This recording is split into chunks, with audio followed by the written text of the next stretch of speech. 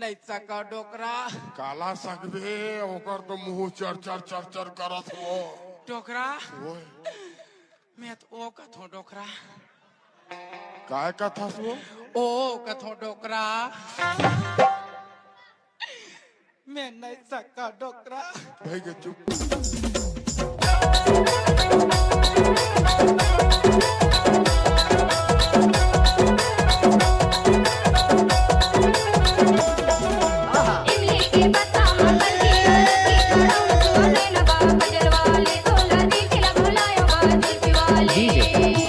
राजकुमार सड़क मारे गेला भरे ही मोर जवानी के कलम ना तोड़ी लपरे इमली के पत्ता मकर दिया रखी पड़ाउन सुने लगा गजर वाले तोला देखला भुलायो बाजन वाले नवा सड़क मारे गेला भरे ही मोर जवानी के कलम ना तोड़ी लपरे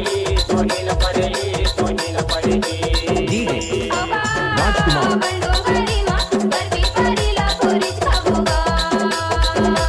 बंडो घरी मां बर्फी परिला कोरिच खाबोगा तू के दबिया काया के बोझा तो